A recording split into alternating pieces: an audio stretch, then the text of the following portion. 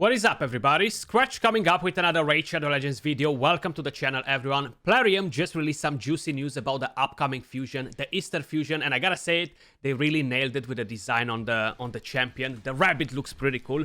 So we're gonna have a quick look at the skill, and it's pretty unexpected. I really thought that they're gonna focus more towards the Fire Knight dungeon, but seems like they haven't really done that. The champion is pretty interesting, pretty different from the rest, at least.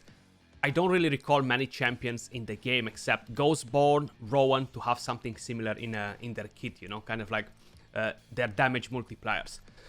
So on Thursday, April 13, we're planning to launch a fusion event of a new champion, Razelvark. Faction, Skinwalkers, Rarity Legendary of course, type, attack, affinity, magic. Razelvark will be great for clearing some of the late content such as Hydra and hard mode dungeons. Let's take a look at his unique skill set. So the whole kit revolves around speed. He passively increases his own speed up to 100. That goes on top of his base speed, which is great. Now, I'm not 100% sure if they mean that you're going to have the base speed plus 100, then you put the sets on, and all the percentages from the sets will multiply the entire speed, including the base plus the 100 that the passive increases. They're not really clear on that. Just by the sound of it, it feels like that's what they're trying to say, you know. And all his damage scales of attack and speed. So how I mentioned, I only recall Ghostborn and Rowan to have that in their kit. There might be some other rare or epic super OG champions, but not really relevant in any of the content at the moment. He places increased speed on all the allies and provides a speed aura for all battles. Now, if we're gonna bring quick the graphic that Plarium just dropped for the champion, it looks pretty cool, right? Like it really matches the Easter theme.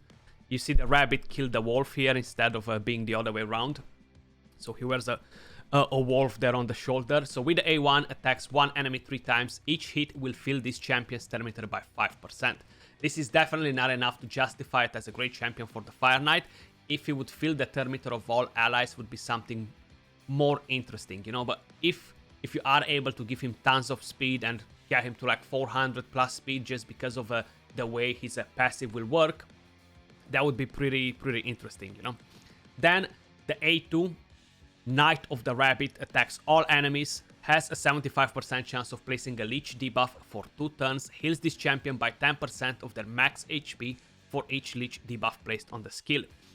And yes, they are reverting the Hydra back to the original state, guys, so we won't have any issues with the healing, with the leech, etc.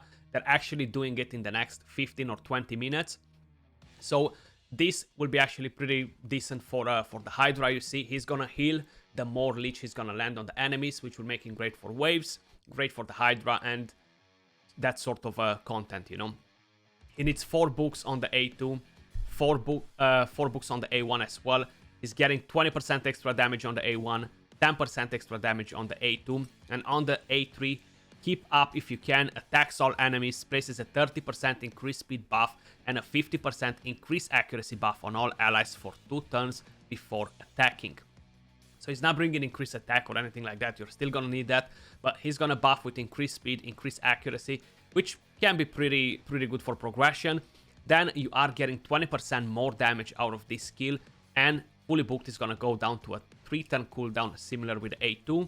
The passive, each increased speed buff placed by this champion increases their speed by 5. Stacks up to 100. So you're really gonna need to use that A3 a lot if you want the passive to become relevant. You're gonna have to place a lot of increased speed on all your team, and that will probably make it better in teams of 5, you know, when you're going in against waves, you're going against bosses on Hydra, you're gonna have 6 allies, 5 allies, actually 6 with him, but you're gonna get to drop directly 30 speed instantly just by buffing. Aura increases ally speed in all battles by 20%. Now, we're not able to see the base stats at the moment. I would expect the champion to be pretty fast, considering that he's a rabbit, right? He should be pretty fast. And in terms of damage, I'm not sure about multipliers. That's another thing that we gotta find out. Most probably, we're gonna get access to all these champions on the test server. I would expect other champions to come with it, because this is going to be a classic fusion, so it's not a fragment fusion, guys. We're gonna have epics, we're gonna have rare champions. I'm not sure if we're gonna have one epic, one rare champion like they've been doing it recently. or they're gonna make 4 new epics, and they're gonna do a bunch of rare champions as well, just to kind of like get the fusion done, or they're gonna add some new legendaries as well, because it's Easter. We're gonna have to find out in the next couple of days. At the moment, we still don't have access on the test server for this particular champion or anything that's coming new to the game, so we're gonna have to just wait and see. Let me know your thoughts in the comments down below. Excited for the champion.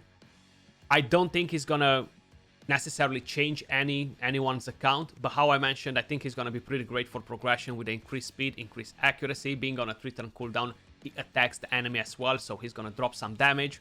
With the A2, you're gonna get the leech. Again, AoE attack, he's gonna drop some damage. The A1 could be pretty helpful on the early stages of the Fire Knight, kind of like progressing through the game.